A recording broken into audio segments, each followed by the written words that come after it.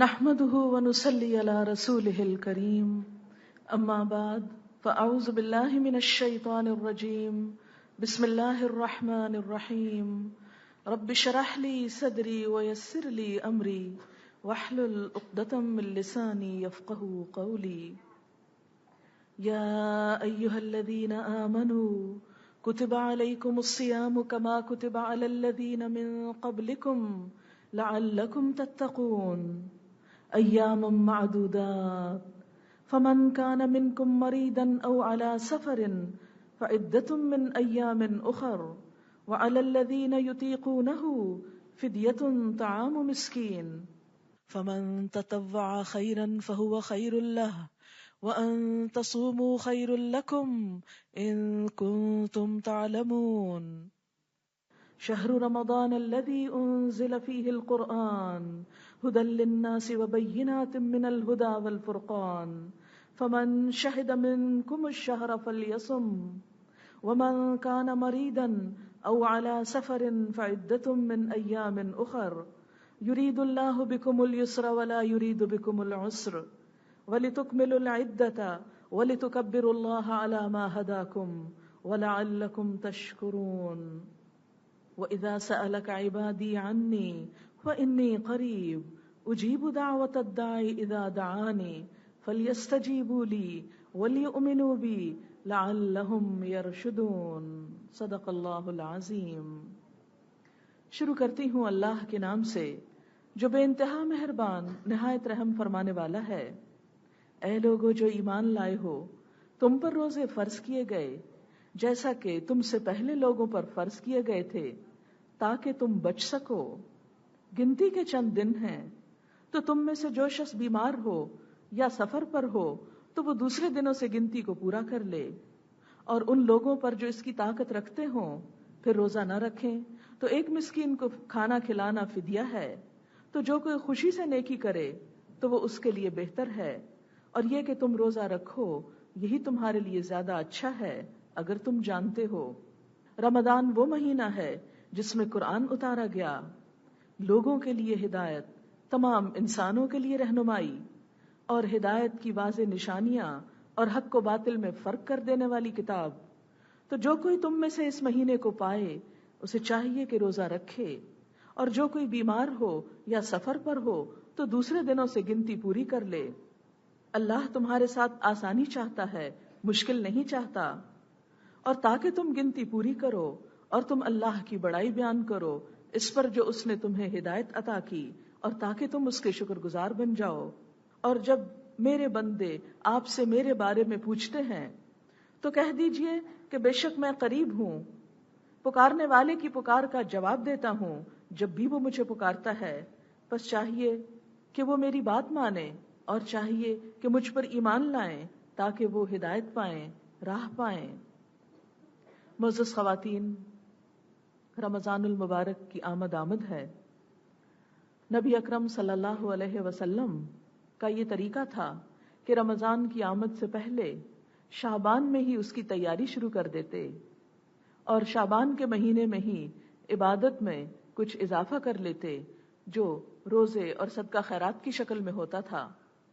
اس کے علاوہ ایک موقع پر شعبان کی آخری تاریخ کو نبی اکرم صلی اللہ علیہ وسلم نے ایک خطبہ دیا جس کے ذریعے رمضان کی فضیلت پر اور روزے کی اہمیت کے بارے میں صحابہ کرام کو ذہنی طور پر تیار کیا۔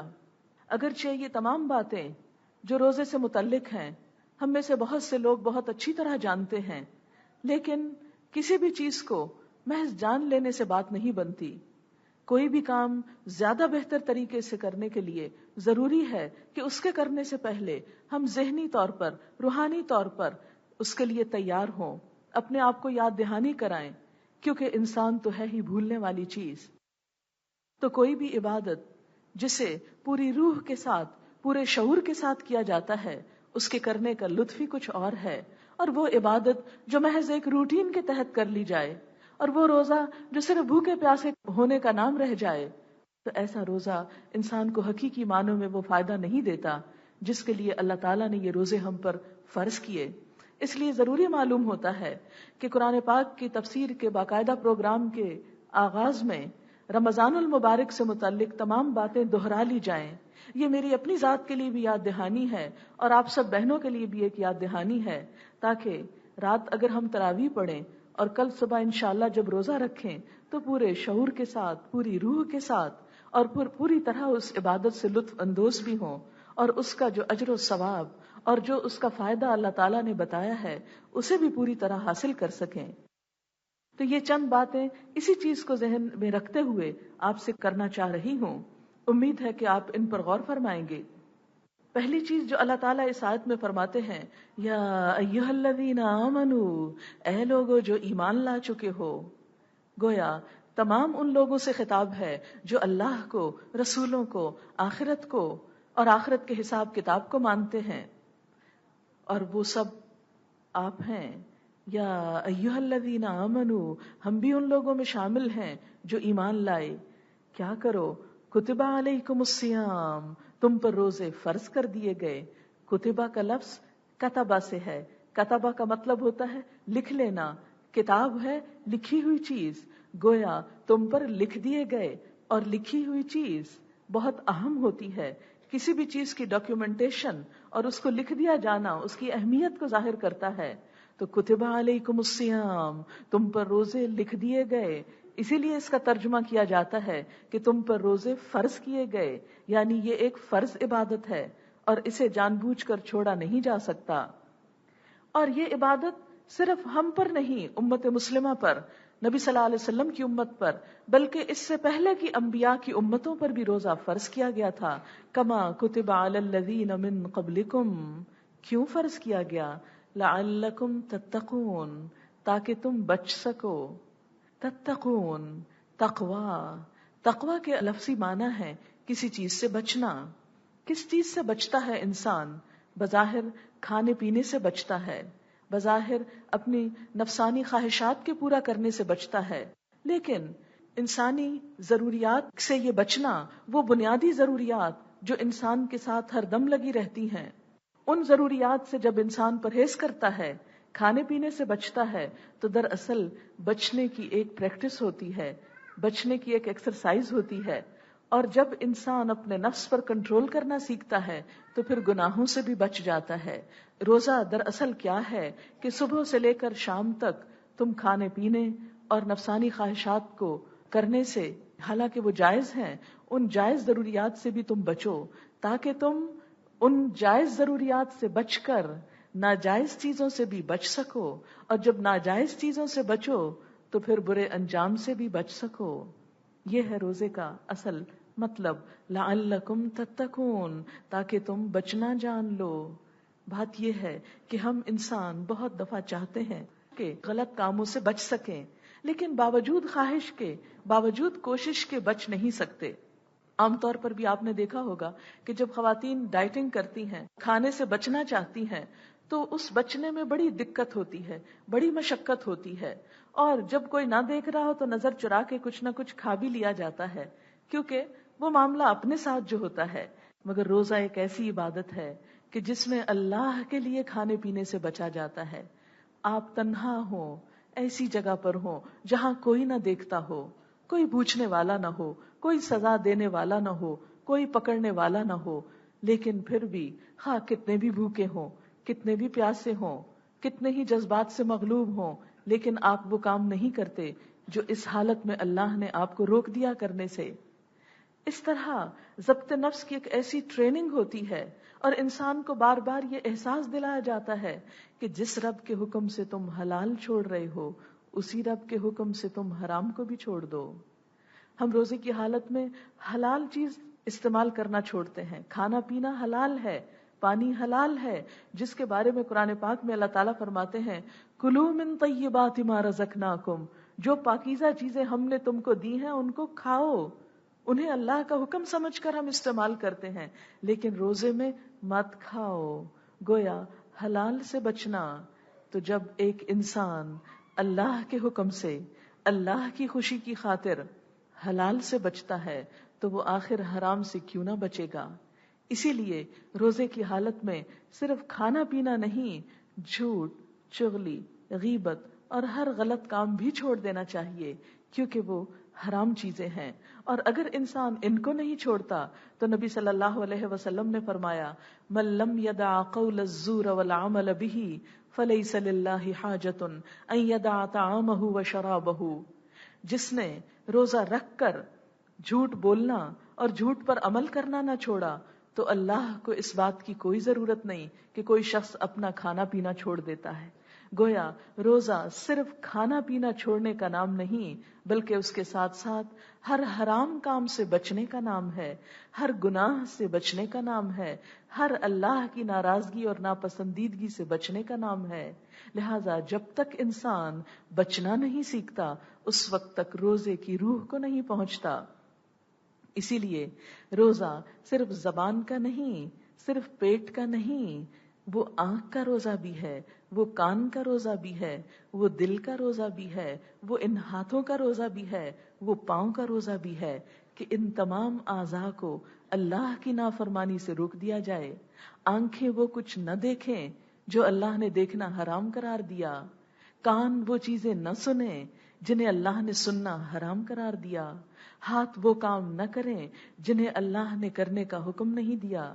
مسلمان تو ہوتا ہی وہ ہے جو اپنے ہاتھ اور زبان سے دوسرے کو محفوظ رکھتا ہے۔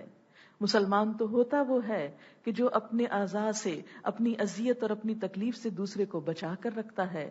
لہذا روزہ ہمیں ان تمام چیزوں سے بچنے کا حکم دیتا ہے، اور روزے کی اصل روح بھی یہ ہے۔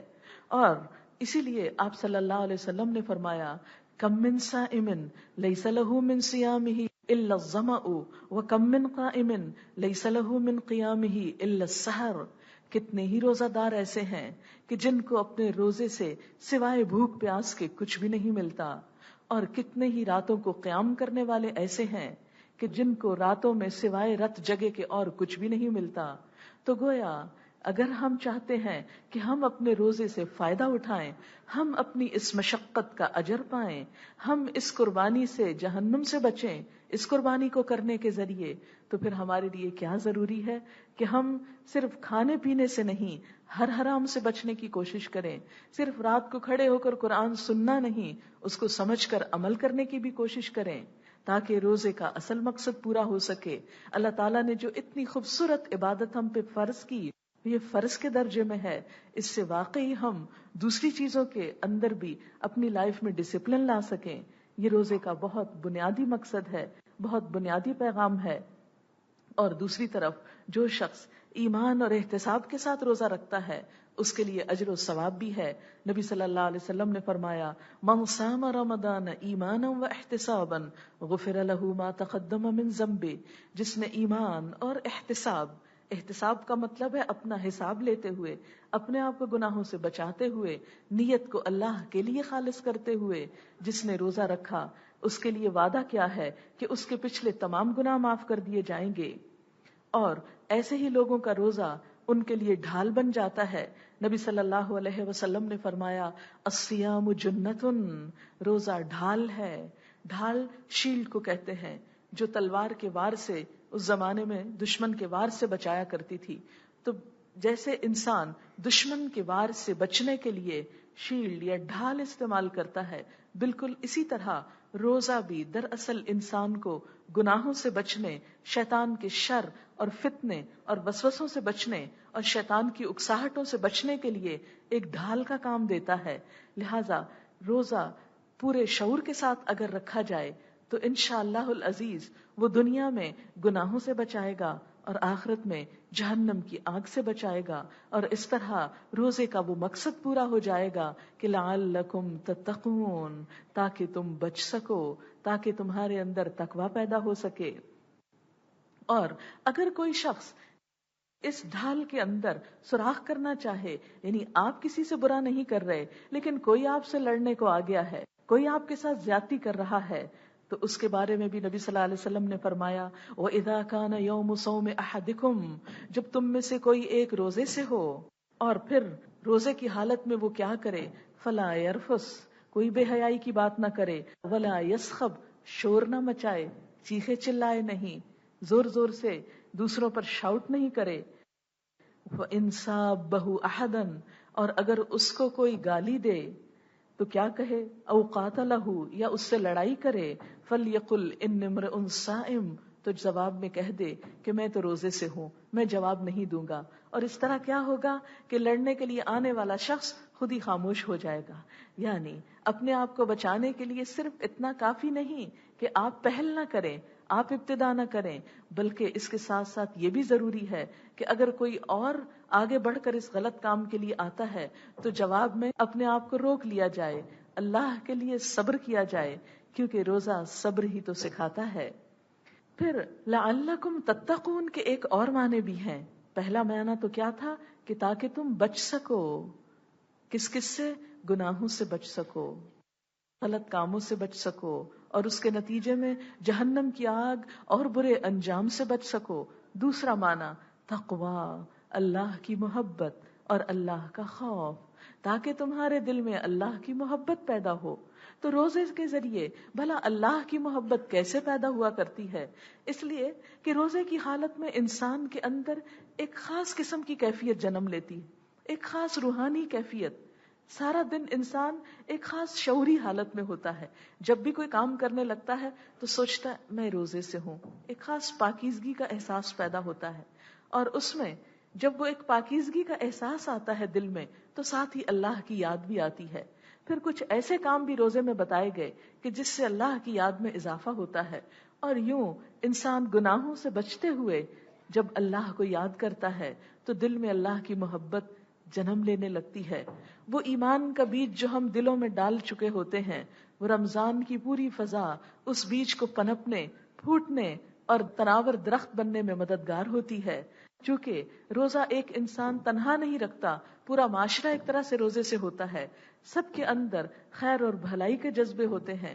اس لیے جب شیطان بند کر دیے جاتے ہیں ان کے شر سے بچ کر اور دیگر شر سے بچ کر جب سب لوگ مل کر ایک اجتماعی عبادت میں ہوتے ہیں تو سب کے اندر ایک ایمانی اور نورانی کیفیت پھوٹ رہی ہوتی ہے.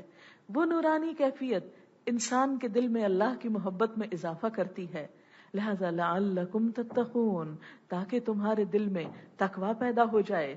اور تقوی جو ہے دل کی اس کیفیت کا نام ہے جو ہمیشہ اللہ تعالیٰ کے حاضر و ناظر ہونے کا انسان کو یقین دلاتی ہے، جس کے ذریعے انسان خیر اور شر میں تمیز کر سکتا ہے، جو انسان کو نیکی سے محبت اور برائی سے نفرت دلاتی ہے. اگر ایک لفظ میں سوچا جائے کہ کیا ہے تقوی، تقوی دل کی تڑپ ہے، دل کے ایک خاص احساس کا نام، اس دل کی کیفیت کا نام جو اللہ کی محبت میں تڑپتا ہے، جو نبی صلی اللہ علیہ وسلم سے محبت رکھتا ہے، جو اہل ایمان سے محبت رکھتا ہے. تقوی دلوں کو نرم کر جاتا ہے، دلوں میں ایک خوشگوار جھونکا لاتا ہے، دلوں کو حسد، بدگمانی اور بری سوچ سے بچاتا ہے. تقوی دل کی بہار ہے، تقوی خیر ہی خیر ہے. یہ روزے سے ہی نصیب ہوتا ہے. جب انسان اللہ کی مرضی کے کام کر کے اللہ کو خوش کرتا ہے تو اللہ تعالیٰ کی خاص عنایت، خاص رحمت کا مستحق ہوتا ہے. جیسا کہ آپ سب جانتے ہیں کہ رمضان کا پہلا عشرہ رحمت ہے، دوسرا مغفرت ہے، تیسرا عذاب جہنم سے رہائی ہے. تو پہلے عشرے کے شروع ہوتے ہی شیاطین باندھ دیے جاتے ہیں اور انسان کو نیکی کرنے کے لیے کھلے مواقع مہیا کیے جاتے ہیں. ان مواقع سے جو انسان فائدہ اٹھاتا ہے اس کے دل میں ایمان کا نور پھوٹنے لگتا ہے اور اس طرح دل اللہ کی محبت سے سرشار ہو جاتا ہے. رات کو جب انسان نماز میں کھڑا ہوتا ہے تو اس وقت بھی اللہ کی محبت ہی اس کو وہاں کھڑا کرتی ہے، ورنہ تو عشاء کی نماز ہی اتنی لمبی ہے کہ انسان اسی کو مشکل پڑھ پاتا ہے. تو کہاں یہ کہ اس میں مزید کچھ تراویح کا، نوافل کا بھی ایڈیشن کر لیا جائے، تو یہ ایڈیشن تو نماز کو اور بڑا اور بھاری اور بوجھل بنا دیتا ہے. لیکن جب اللہ کی محبت آنے لگتی ہے تو یہ لمبی لمبی نماز بھی انسان پہ بہت آسان ہو جاتی ہے، اس کے اندر بہت شوق پیدا ہو جاتا ہے. پھر آپ دیکھیں کہ تقوی اگر انسان کے اندر آ جائے تو انسان کو کیا کچھ ملتا ہے. عموماً ہم سمجھتے ہیں کہ اگر ہم دنیا کے پیچھے زیادہ بھاگیں گے تو بہت ساری چیزیں ہم کو مل جائیں گی، لیکن نبی صلی اللہ علیہ وسلم نے کیا بتایا کہ تم جتنا اس کے پیچھے بھاگو گے وہ تمہارے آگے آگے بھاگے گی. وہ تم سے منہ موڑ کر دوسری طرف کو جائے گی، لیکن جب تم اسے چھوڑ کر اللہ کی طرف آؤ گے تو یہ تمہارے پیچھے آنے لگے گی. یہ اس کا مزاج ہے، مختلف مزاج ہے. لیکن ہم اس سے بالکل مختلف سوچتے ہیں. ہم سوچتے ہیں ہم جتنا دنیا کے کاموں میں زیادہ وقت لگائیں گے اتنی ہماری زندگی زیادہ آسان ہوگی. لیکن آپ دیکھیں گے انشاءاللہ اس مہینے میں روزانہ قرآن کے لیے وقت نکالتے ہوئے آپ دنیا کے کاموں کا کچھ حصہ چھوڑ کر جب یہاں آئیں گے تو واپس جا کر دنیا کے کام بھی ہو جائیں گے، لیکن دل کی جو ایک خاص خوشی، دل کی جو ایک خاص کیفیت اور طاقت ہے وہ ایک اضافی انعام ہوگا اللہ کی طرف سے انشاءاللہ. تو بہرحال تقویٰ جب انسان اختیار کرتا ہے تو بہت ساری نعمتیں آنے لگتی ہیں. وہ کیا کیا نعمتیں ہیں جو تقویٰ کی وجہ سے ملتی ہیں؟ روزہ تقویٰ کا ذریعہ، اور تقویٰ بے شمار نعمتوں کا ذریعہ. ان میں سے سب سے پہلی نعمت ہدایت. قرآن پاک کی ابتدا میں ہی اللہ تعالیٰ فرماتے ہیں ذالک الکتاب لا ریب فیہ ھدی للمتقین. یہ کتاب جس میں کوئی شک نہیں متقی لوگوں کو ہدایت دیتی، جن کے دل میں اللہ کے لیے تڑپ ہوتی ہے، جو دل اللہ کی محبت میں تڑپتے ہیں، احساس رکھتے ہیں، ان کو یہ کتاب ہدایت دیتی ہے. پھر اللہ کی مدد آتی ہے. قرآن پاک میں اللہ تعالیٰ فرماتے ہیں ان اللہ مع الذین اتقوا، یقیناً اللہ ان لوگوں کے ساتھ ہے جو تقویٰ کرتے ہیں. اللہ تقویٰ والوں کے ساتھ ہے. والذین هم محسنون، اور وہ جو احسان کرتے ہیں. پھر ولایت نصیب ہوتی ہے. اللہ ولی المتقین، اللہ دوست ہے متقی لوگوں کا، مددگار ہے متقی لوگوں کا. اور ولایت سے مراد یہ نہیں کہ وہ کوئی خاص قسم کے لوگ ہوتے ہیں جنہیں یہ نصیب ہوتی، نہیں، آپ بھی ان میں سے ایک ہو سکتے ہیں. آپ اپنے اندر اللہ کی محبت پیدا کیجئے. آپ خواہ دنیا کے کسی کام میں ہوں لیکن آپ اللہ کے دوست ہو سکتے ہیں. پھر اللہ کی محبت حاصل ہوتی ہے. ان اللہ یحب المتقین. پھر اللہ کے نزدیک انسان کا بہت بہترین مقام بنتا ہے. ان اکرمکم عند اللہ اتقاکم، تم میں سب سے زیادہ عزت والا وہ ہے اللہ کے نزدیک جو سب سے زیادہ تقوی والا ہے. یہ مہینہ آپ کو یہ تمام نعمتیں عطا کرے گا اگر آپ نے شعوری طور پر روزے رکھے. پھر علم کے حصول کا ذریعہ، خصوصاً وہ علم جو انسان کے لیے اس دنیا کے اندھیروں میں راستہ دکھاتا ہے، وہ بھی تقویٰ کے ذریعے ملتا ہے. قرآن پاک میں آتا ہے واتقوا اللہ ویعلمکم اللہ، اللہ کا تقویٰ کرو اور اللہ تم کو سکھا دے گا. پھر بشارت، خوشخبریاں. قرآن پاک میں آتا ہے الذین آمنوا وکانوا یتقون لہم البشری فی الحیاۃ الدنیا والآخرہ. وہ لوگ جو ایمان لائے اور وہ جو تقوی اختیار کرتے ہیں ان کے لیے دنیا میں بھی خوشخبریاں ہیں اور آخرت میں بھی. یعنی دنیا میں بھی ان کو گڈ نیوز، خوشی کی باتیں، سکون کی باتیں ان کو نصیب ہوں گی اور آخرت میں تو ہوں گی ہی. پھر اسی طرح اللہ کی حفاظت آتی ہے. اللہ تعالیٰ فرماتے ہیں وَإِن تَصْبِرُوا وَتَتَّقُوا لَا يَضُرُّكُمْ كَيْدُهُمْ شَيْئًا. اگر تم صبر کرو گے اور تقویٰ کرو گے تو تمہیں ان کی چالیں کچھ بھی نقصان نہیں دیں گی. یعنی دشمنوں کی، حاسدوں کی جو چالیں ہیں وہ انسان کو نقصان نہیں دے سکتی اگر انسان اللہ کا تقویٰ رکھتا ہو. رزق کی تنگی سے نجات اور رزق کی فراہمی بھی تقویٰ کے ذریعے ہوتی ہے. فرمایا وَمَن يَتَّقِ اللَّهَ يَجْعَل لَّهُ مَخْرَجًا وَيَرْزُقْهُ مِنْ حَيْثُ لَا يَحْتَسِبُ. جو اللہ کا تقویٰ اختیار کرے گا اللہ اس کے لیے ہر مشکل سے نکلنے کا راستہ بنا دے گا، ہر مشکل سے نکلنے کا ذریعہ، ہر تنگی میں آسانی ہونے لگے گی. وَيَرْزُقْهُ مِنْ حَيْثُ لَا يَحْتَسِبُ، اور وہاں سے اس کو رزق دے گا جہاں سے وہ سوچ بھی نہیں سکتا. پھر زندگی کی تاریکیوں میں اجالا، زندگی میں غم، پریشانیاں، دکھ، کدھر کو جائیں، کیا کریں، کیسے کریں. تقویٰ اگر آ جائے تو یہ سارے دکھ چلے جاتے ہیں. اتقوا اللہ وآمنوا برسولہ یؤتکم کفلین من رحمتہ ویجعل لکم نورا تمشون بہ. اللہ سے ڈرو اور اس کے رسول پر ایمان لاؤ، وہ اپنی رحمت کے 2 حصے تم کو دے گا اور تمہارے لیے ایک ایسا نور پیدا کر دے گا جس کی روشنی میں تم چلو گے. وہ نور بصیرت جو انسان کو نصیب ہوتا ہے تو دنیا کے بڑے بڑے کٹھن مرحلوں پہ آسانی سے فیصلے کر جاتا ہے. فلاح اور کامیابی کے فیصلوں کی طرف انسان بڑھنے لگتا ہے. پھر ہر کام میں آسانی کا وعدہ ہے. مَن یتق اللہ یجعل لہ من امرہ یسرا. جو اللہ کا تقوی اختیار کرے گا اللہ تعالیٰ اس کے کاموں میں آسانی پیدا کر دے گا. یجعل لہ من امرہ یسرا، آسانیاں. پھر گناہوں سے چھٹکارا تقوی کے ذریعے، اجر میں اضافہ. فرمایا وَمَن يَتَّقِ اللَّهَ يُكَفِّرْ عَنْهُ سَيِّئَاتِهِ وَيُعْظِمْ لَهُ أَجْرًا، جو اللہ کا تقوی کرے گا اللہ تعالیٰ اس کی برائیوں کو، اس کے گناہوں کو اس سے دور کر دے گا اور اس کو بہت بڑا اجر عطا کرے گا۔ پھر زمین و آسمان کی برکتوں کے دروازے کھل جاتے ہیں۔ وَلَوْ أَنَّ أَهْلَ الْقُرَىٰ آمَنُوا وَاتَّقَوْا لَفَتَحْنَا عَلَيْهِمْ بَرَكَاتٍ مِّنَ السَّمَاءِ وَالْأَرْضِ، اگر بستی والے ایمان لاتے اور تقوی اختیار کرتے تو ہم ان پر آسمان و زمین کی برکتوں کے دروازے کھول دیتے۔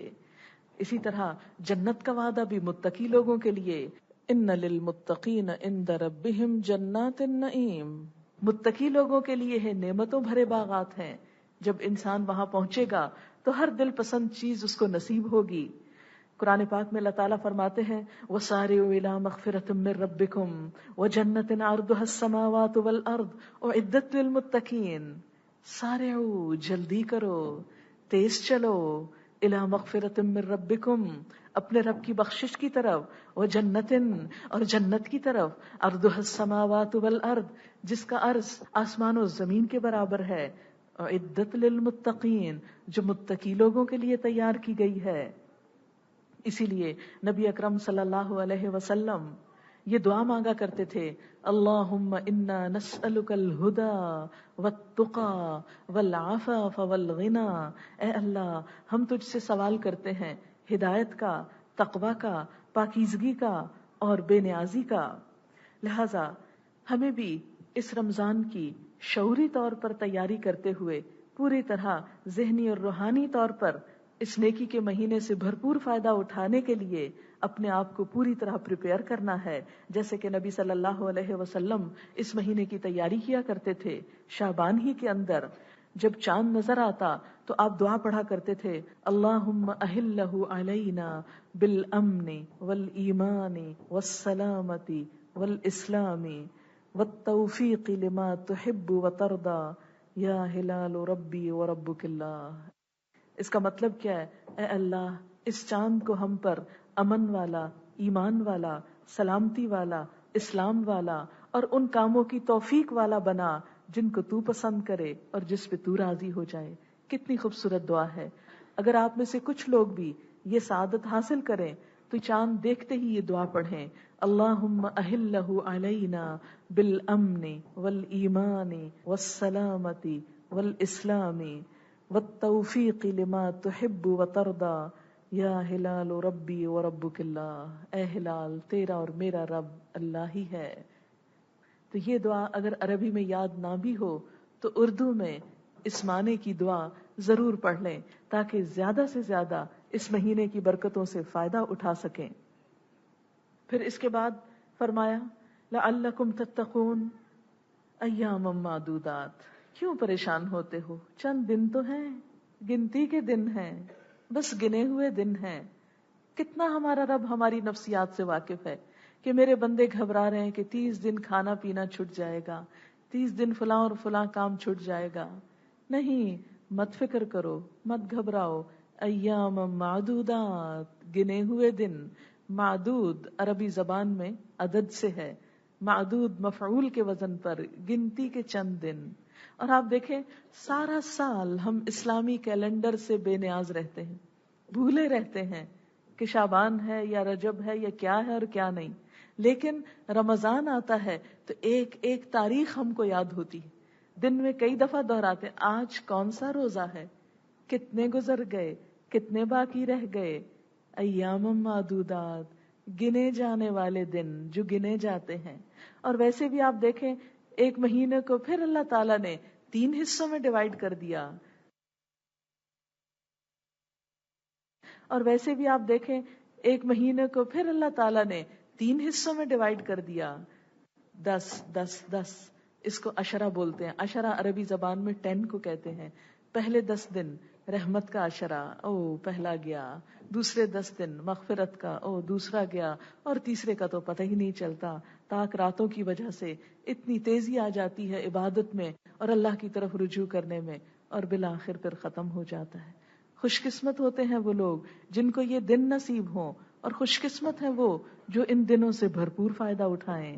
ایام معدودات، لیکن اس میں بھی ہمارا رب کتنا مہربان ہے. فرمایا فمن کان منکم مریدن، تم میں سے جو کوئی بیمار ہو جائے، او علی سفرن، یا اس کو سفر کرنا پڑ جائے، تو وہ کیا کرے؟ اس کو اجازت ہے وہ روزہ چھوڑ دے اور پھر بعد میں ان روزوں کی گنتی پوری کر لے. فعدۃ من ایام اخر، وہ دوسرے دنوں میں اس کی قضا کر لے. تو گویا روزہ ایک ایسی عبادت ہے کہ اگر کسی حقیقی عذر کی وجہ سے، شرعی مجبوری کی وجہ سے چھٹ جائے، جس میں 2 یہاں قرآن پاک میں بتائی گئی ہیں اور کچھ سنت رسول صلی اللہ علیہ وسلم میں بھی ہیں، جن کی طرف میں لیٹر آن آؤں گی فقہی مسائل کی طرف، تو اس کو کیا کرنا چاہیے؟ بعد میں گنتی پوری کرنی چاہیے. وَعَلَى الَّذِينَ يُطِيقُونَهُ، اور ان لوگوں پر جو اس کی طاقت رکھتے ہوں. یہ ابتدائی دور کا حکم ہے. جب پہلے یہ آیت آئی، جیسا کہ آپ جانتے ہیں کہ اللہ تعالیٰ لوگوں کی سائیکالوجی کو بہت اچھی طرح جانتے تھے، لہذا بہت گریجولی، سلولی احکام دیے گئے کہ ہمارے بندے ایک دم گھبرا نہ اٹھیں، ہو سکتا ہے کرنے سے انکار کر دیں. اور یہ تدریج ہر چیز میں ہے. جیسے نمازیں ابتدا سے ہی پڑھی جا رہی تھی، لیکن 5 نمازیں معراج پر فرض ہوئیں. اسی طرح زکوٰۃ کا حکم مکہ میں بھی موجود تھا، لیکن اس کا خاص ڈسپلن مدینہ میں قائم کیا گیا. روزہ مکہ میں بھی موجود تھا، لیکن خاص ڈسپلن مدینہ میں آ کے ہوا. یہ آیت بھی مدنی ہے. اور ابتدا میں کیا رخصت دی گئی کہ جو طاقت رکھتے ہو پھر نہ رکھ سکیں، نہ رکھنا چاہیں، وہ دوسروں کو کھانا کھلا دیں. کیونکہ عموماً کیا ہوتا ہے کہ جن کے پاس خود بہت کھانے کو ہوتا ہے انہی کے لیے روزہ مشکل ہوتا ہے. جن بیچاروں کے پاس ویسے ہی کھانے کو نہیں تو بھلا وہ کیوں نہ روزہ رکھیں گے. اس لیے ابتدا میں کھاتے پیتے لوگوں کو تھوڑی سی سہولت دی گئی، کچھ ریلیکس کیا گیا. اچھا اگر ابھی نہیں رکھ سکتے تو کیا کرو، کسی دوسرے کو کھانا دو کہ وہ روزے رکھ سکے. لیکن بعد میں پھر دوسرا حکم آیا، اس حکم کو منسوخ کر گیا کہ نہیں، اب چاہے کھاتے پیتے ہو یا نہیں، اب روزہ رکھ لو. کیوں؟ اس لیے کہ جب انسان دوسروں کو روزہ رکھتے دیکھتا ہے تو اس کا حوصلہ بنتا ہے، میں ایسے ہی ڈر رہا تھا، یہ تو کوئی زیادہ مشکل عبادت نہیں، میں بھی رکھ سکتا ہوں، اور میں کیوں نہ اس اجر اور ثواب کو پاؤں جس کو دوسرے لوگ پا رہے ہیں. کیا میں صرف دوسروں ہی کو روزہ رکھواؤں؟ میں خود کیوں نہ اس کام میں شریک ہوں. لہٰذا اس حکم کے اختتام پہ فرمایا کہ فدیہ کیا ہے؟ طعام مسکین، ایک مسکین کا کھانا. اس کی تفصیل میں انشاءاللہ بعد میں بتاتی ہوں. فمن تطوع خیرا فہو خیر اللہ، تو جو خوشی سے نیکی کرے وہ اس کے لیے زیادہ اچھا ہے. ہمیں روزہ مجبوری سے نہیں رکھنا، ہمیں مصیبت کے مارے نہیں رکھنا، ہمیں روزہ محبت سے رکھنا ہے، خوشی سے نیکی کرنا ہے. من تطوع خیرا، تطوع ہوتا ہے جو دل کی خوشی سے نیکی کرے، تو اس کے لیے وہ اچھا ہے. یہ حکم ان کو پہلے دیا گیا جو روزہ رکھ سکتے ہو نہ رکھیں، پھر بھی رکھیں تو بہت اچھا ہے. اور عام طور پر بھی سب لوگ جب روزہ رکھیں تو خوشی سے روزہ رکھیں. وَأَن تَصُومُوا خَيْرٌ لَكُمْ، اور یہ کہ تم روزہ رکھو تمہارے لیے زیادہ اچھا ہے. ان کنتم تعلمون، اگر تم جانتے ہو. کیا جانتے ہو؟ اس کا اجر اور ثواب جانتے ہو. شہر رمضان الذی انزل فیہ القرآن، رمضان وہ مہینہ ہے جس میں قرآن اتارا گیا. تو رمضان میں پہلا کام روزہ رکھنا، دوسرا کام قرآن سے تعلق. قرآن سے تعلق روزے کا ایک خاص وصف ہے. جیسا کہ آپ جانتے ہیں کہ قرآن حکیم اللہ کی کتاب ہے، یہ اللہ کا کلام ہے. ہم اللہ تعالیٰ کی ذات کو دیکھ نہیں سکتے، چھو نہیں سکتے، مگر اس کے حروف اور اس کے الفاظ کو تو ہاتھ لگا سکتے ہیں، اس کے بول تو ہم پڑھ سکتے ہیں. اتنا پیار آتا ہے پھر اللہ کی اس کتاب پہ کہ اللہ تعالیٰ یہ آپ کے بولے ہوئے لفظ ہیں، یہ آپ کا کلام ہے. آپ دیکھیں کہ جس سے آپ کو جتنا پیار ہوتا ہے نا، اس کی بات اتنی ہی پیاری لگتی ہے. ماؤں کو اپنے بچے کتنے اچھے لگتے ہیں، محبت ہوتی نا. بچے توتلی توتلی زبان میں بھی اوٹ پٹانگ لفظ بولتے ہیں تو مائیں وارے نیارے جاتی ہیں، نہال ہو کے جاتی ہیں. میرے بچے نے یہ بات کر دی، آج اس نے اماں کہنا شروع کر دیا، آج اس نے بابا کہنا شروع کر دیا، دیکھو آج کیا بولا. یہ ایک ایک لفظ پہ مائیں کان دھرتی ہیں بچوں کے، حالانکہ ان بچوں کی باتوں میں کوئی لاجک نہیں، کوئی معنی نہیں، کوئی کچھ بھی کام کی چیز نہیں، لیکن وہ ٹوٹے پھوٹے لفظ کیوں اچھے لگ رہے ہیں ماں کو؟ اس لیے کہ ماں کے دل میں بچے کی محبت ہے. تو یاد رکھیں، جس سے محبت ہوتی ہے اس کا ایک ایک لفظ اچھا لگتا ہے. تو قرآن پاک دراصل کیا ہے؟ ہوا کلام اللہ، یہ اللہ کا کلام ہے، یہ لکھی ہوئی شکل میں نہیں آیا، یہ بول کے سنایا گیا، جبریل کے ذریعے آیا علیہ السلام، جبریل امین نے اسے نبی صلی اللہ علیہ وسلم کو سنایا، پھر نبی صلی اللہ علیہ وسلم نے اسے امت کو سنایا۔ آپ لکھنا نہیں جانتے تھے، آپ سن کر اخذ کرتے اور آ کر بول کر سناتے۔ جب بول کر آپ سناتے تھے تو صحابہ کرام کے دلوں پر کچھ اور ہی اثر ہوتا، اور پھر اسی طرح نمازوں میں پڑھا جاتا، مجلسوں میں پڑھا جاتا۔ تو یاد رکھیں، قرآن گھر پر بیٹھ کے بھی پڑھا جا سکتا ہے، خود ٹرانسلیشن دیکھ کے بھی پڑھی جا سکتی ہے، لیکن وہ قرآن جو سن کر سمجھ میں آتا ہے، جو سن کر لطف دیتا ہے، وہ صرف ریڈنگ سے نہیں، اس لیے کہ یہ لکھی ہوئی کتاب نہیں آئی۔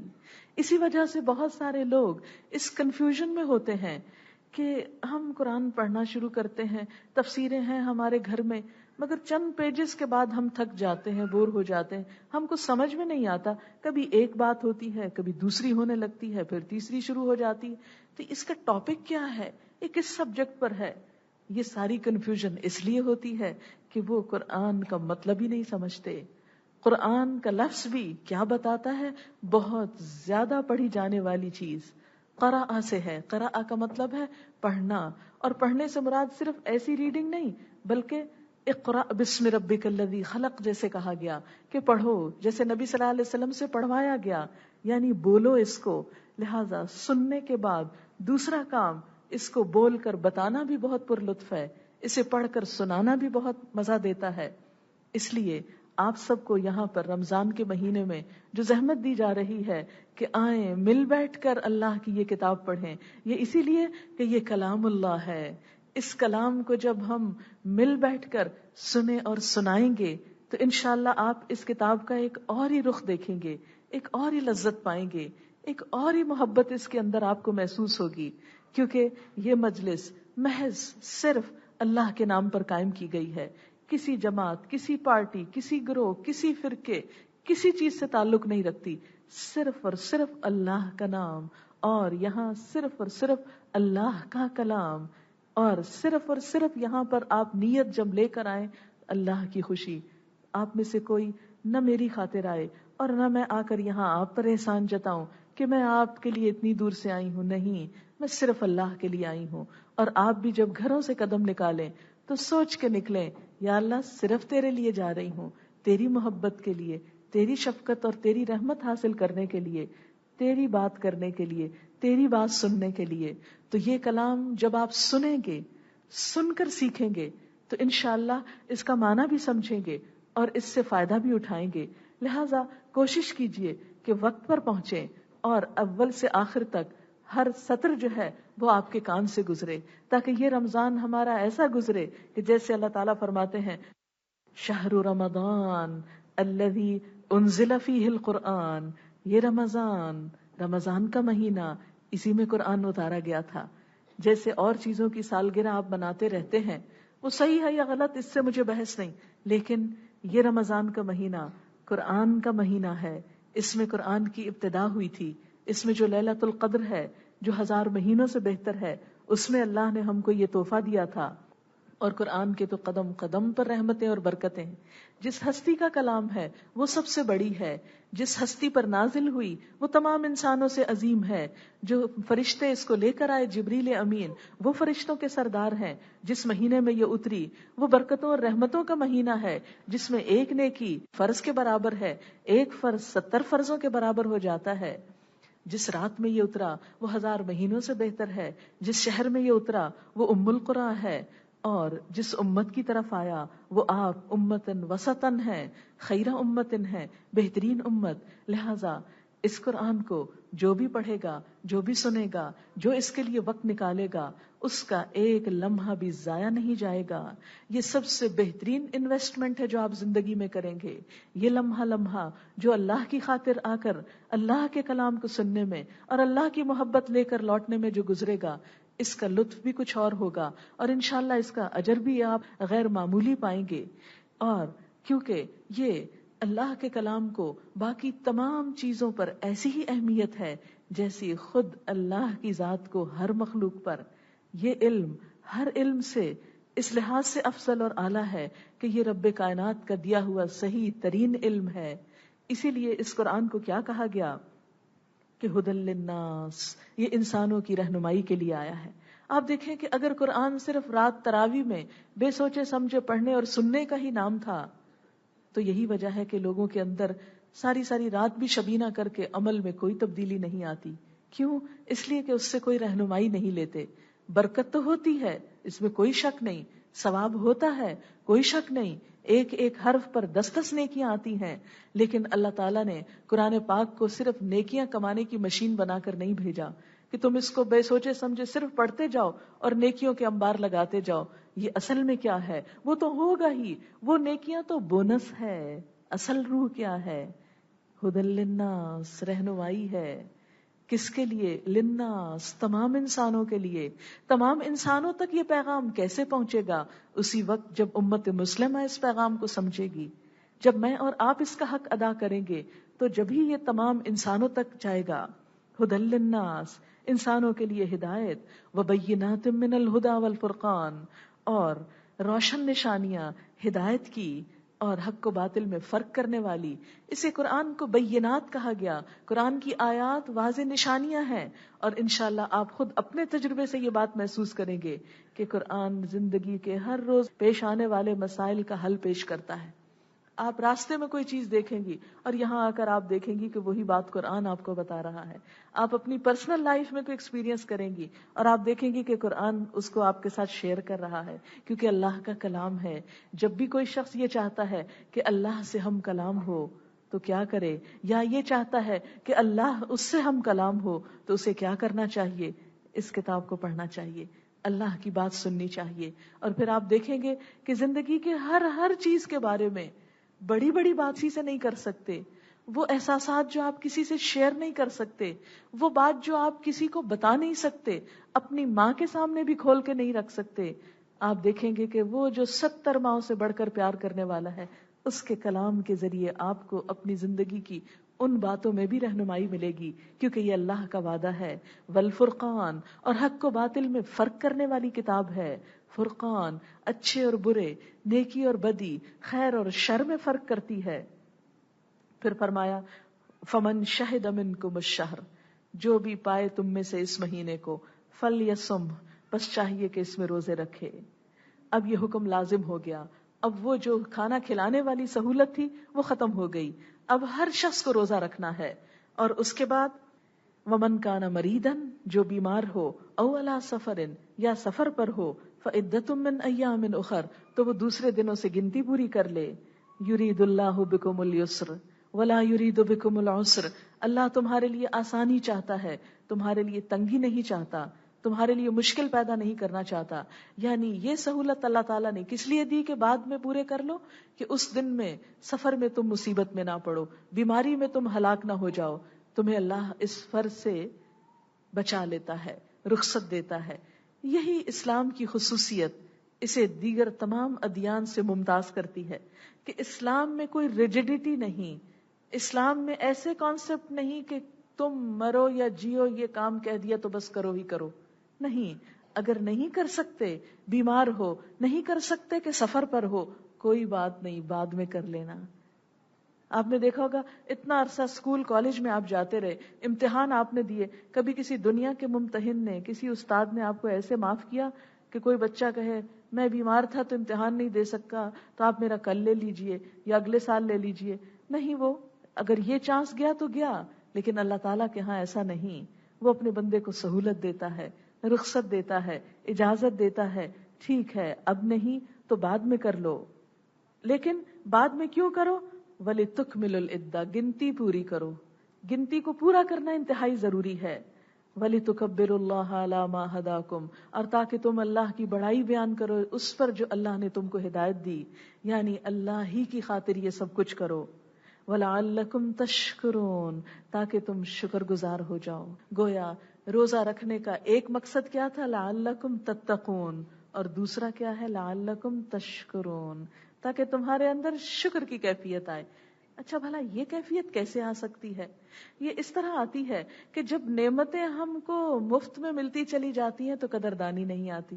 رمضان میں کیا ہوتا ہے، تھوڑا سا روک لیا جاتا ہے، تھوڑے سے ایسے کام کرائے جاتے ہیں جو دل نہیں چاہتا، پھر انسان کو قدر آتی ہے، اللہ کتنی بڑی نعمت تھی. مثلاً آپ دیکھیں کہ جب آپ کا کھانے کو دل نہیں چاہ رہا ہوتا تو کہا جاتا ہے کھاؤ، اب کھاؤ گے تو ثواب ملے گا. کون صبح ہی صبح اٹھ کے کھائے تہجد کے وقت؟ اس وقت تو پانی بھی پینے کو دل نہیں چاہ رہا ہوتا، کھانا.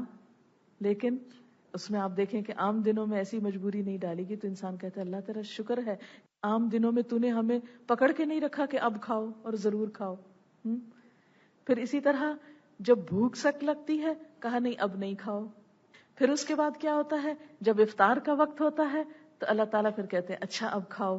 سارا دن 12 گھنٹے بھوکے پیاسے رہنے کے بعد جب پانی کا گھونٹ حلق کے نیچے جاتا ہے، ایک کھجور انسان کو انرجی دیتی ہے تو بے اختیار نکلتا ہے الحمدللہ الحمدللہ.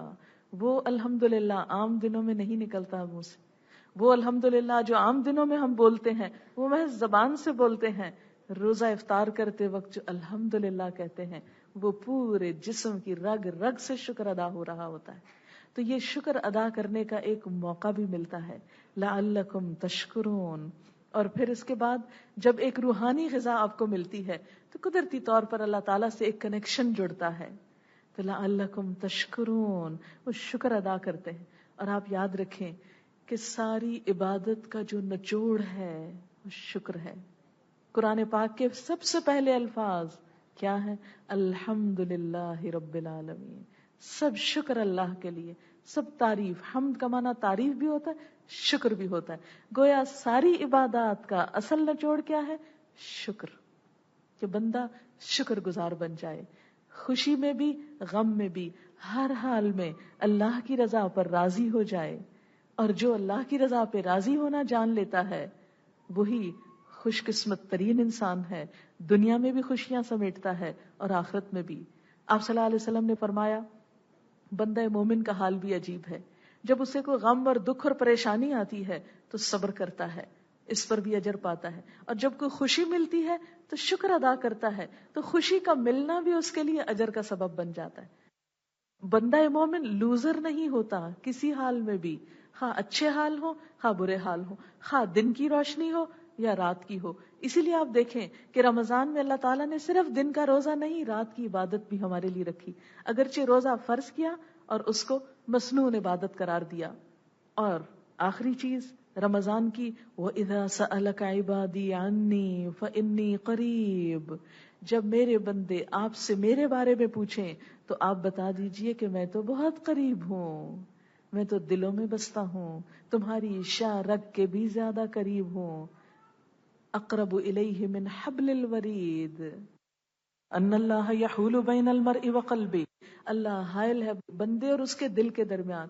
تمہارے دل سے ابھی خیال ہی اٹھتا ہے کہ وہ مجھ تک پہنچ جاتا ہے، وہ اٹھ کے ابھی دماغ تک نہیں جاتا کہ پہلے میں جان لیتا ہوں کہ تم نے کیا سوچا، کیا طلب کیا، کیا مانگا. اور پھر وَهُوَ مَعَكُمْ أَيْنَمَا كُنْتُمْ، جہاں کہیں تم ہو وہ تمہارے ساتھ ہے. ایک اور جگہ پر آتا ہے کہیں 2 لوگ ہوتے ہیں تو تیسرا اللہ ہوتا ہے، 3 ہوتے ہیں تو چوتھا وہ ہوتا ہے، اس سے کم ہوتے ہیں یا زیادہ ہوتے ہیں تو وہ تمہارے ساتھ ہوتا ہے. وہ ہر جگہ تمہارے ساتھ ہے. لہٰذا روزے کی حالت میں خاص طور پر خوب خوب دعائیں کرو. پہلا کام روزہ، دوسرا کام قرآن، تیسرا کام دعا. یہ خلاصہ ہے رمضان کا. تیسرا کام دعا. دعاؤں میں اللہ کو قریب پا کر دعائیں کرنا. فَإِنِّي قَرِيبٌ أُجِيبُ دَعْوَةَ الدَّاعِ إِذَا دَعَانِ، میں جواب دیتا ہوں پکارنے والے کی پکار کا جب بھی مجھے پکارتا ہے. جب بھی مجھے پکارتا ہے میں اس کی پکار سنتا ہوں. یہ نہیں کہا کہ اگر وہ نماز کے بعد پکارتا ہے تو سنتا ہوں یا وہ صبح پکارتا ہے تو سنتا. فرمائے اذا دعانی، جب کبھی پکارتا ہے. تو دعا 2 طرح سے ہوتی ہے، ایک فارمل طریقے سے، ایک انفارمل طریقے سے. فارمل طریقے سے دعا کیا ہے کہ مثلاً آپ مصلی پہ بیٹھ کے دعا مانگے، مثلاً آپ قرآن ختم کر کے دعا مانگے، مثلاً آپ عمرے حج پہ جا کر دعائیں مانگے خاص ریچول کے طور پر، مثلاً آپ نماز کی حالت میں دعا مانگے، نماز ہے ہی دعا. اور انفارمل کیا ہے؟ ہر وقت ہر جگہ دل میں اللہ سے مانگتے رہیں. اس میں آپ دیکھیں کہ صبح کے وقت جب آپ سحری کھانے کو اٹھیں گے تو جب آپ سحری کھا رہے ہوں گے، اگرچہ فرشتے آپ کے لیے دعائیں کر رہے ہوں گے، لیکن آپ اگر سحری پکا رہی ہیں تو پکاتے پکاتے اللہ سے باتیں کرتے رہیے. آپ اس پہ پریشان نہیں ہوئیے کہ نہیں میرا ابھی وضو نہیں، مت پریشان ہوئیے کہ آپ مسلے پہ نہیں، مت پریشان ہوئیے کہ ابھی میں نے درود شریف وغیرہ نہیں پڑھا تو میری دعا کیسے اٹھے گی. کوئی نہیں، کسی بھی حال میں ہو، آپ کھانا پکا رہے ہیں، آپ میز لگا رہے ہیں، آپ برتن اٹھا رہے ہیں، آپ کو معلوم ہے سحری کے وقت اللہ تعالیٰ آسمان دنیا پہ ہوتے ہیں اور خصوصی طور پہ بندوں کی طرف متوجہ ہوتے ہیں اور پکار کے کہتے ہیں ہے کوئی جو مجھ سے مانگے تو میں اس کو دوں، ہے کوئی جو مجھ سے طلب کرے تو میں اسے دوں، مجھ سے بخشش مانگے تو میں اسے معاف کر دوں. تو خاص خاص جو دعائیں ہیں وہ آپ اس وقت ضرور مانگیے. پھر اس کے بعد آپ نماز پڑھیں گے، آپ اس وقت مانگ سکتے ہیں. پھر قرآن کی تلاوت کریں گے، اس وقت بھی مانگ سکتے ہیں. چھوٹی چھوٹی دعا. صحابہ کرام کا دعا مانگنے کا طریقہ کیا تھا؟ اگر جوتے کا تسمہ بھی ٹوٹ جاتا فوراً اللہ سے رابطہ کرتے، اللہ تعالیٰ اب آپ نے دینا، یہ تو ٹوٹ گیا. جوتا کھو گیا، اللہ تعالیٰ اب آپ نے دینا، یہ تو کھو گیا. فوراً اللہ تعالیٰ سے رابطہ. وہ اس کا انتظار نہیں کرتے تھے اچھا ابھی تو یہ کام خراب ہو گیا ہے، جب ہم مصلے پہ بیٹھیں گے پھر اللہ سے مانگیں گے. نہیں، اسی وقت اسی لمحے دل میں آیا اور اللہ تعالیٰ کے ساتھ فوراً رابطہ جوڑ لی. جیسے ہاٹ میل ہوتی ہے نا، وہ دل اگر اللہ کی محبت میں تڑپتا ہے تو ہاٹ لائن بن جاتا ہے. جس وقت بھی اسے پکاریں گے، جہاں بھی پکاریں گے، لوگوں کے بیچ میں بیٹھ کے پکار رہے ہیں، کوئی آپ کو ستا رہا ہے تو آپ اسی وقت اللہ سے رابطہ کر لیں. کوئی دیر نہیں لگتی، ایک لمحے سے پہلے لائن جڑ جائے گی، ایک لمحے سے پہلے کنیکشن مل جائے گا آپ کو، اور فوراً اس سے مانگ لیں. اور اسی لیے کہتے ہیں نا مظلوم کی بد دعا فوراً قبول ہوتی ہے، 7ویں آسمان تک جا پہنچتی ہے. وہ سحری کا انتظار بھی نہیں ہوتا کہ صبح آسمان دنیا پہ اللہ تعالیٰ ہو، نہیں، وہ عرش وہ اللہ تک جا پہنچتی ہے، فوراً وہاں جا لگتی ہے. پھر اسی طرح روزے کی حالت میں سارا دن کیا ہوتا ہے؟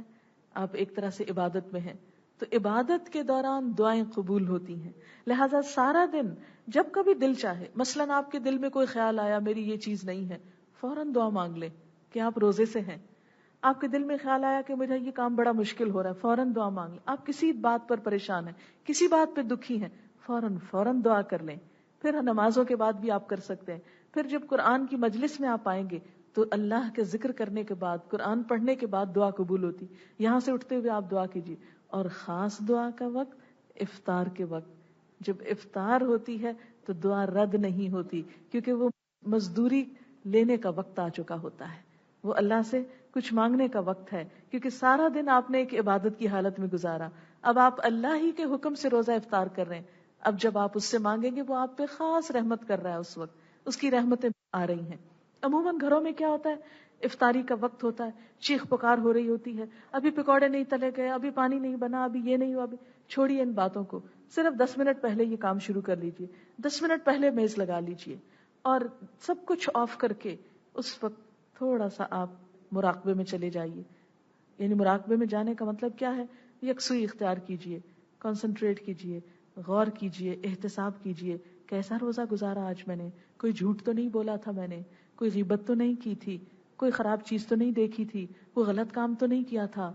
وہ سوچیں. اور پھر اگر کوئی غلطی اپنے اعمال نامے میں نظر آئے تو اسے فوراً صاف کرنے کی کوشش کریں. بخشش کی دعا مانگیں، رحمت کی دعا مانگیں، دنیا اور آخرت کی بھلائی کی دعا مانگیں.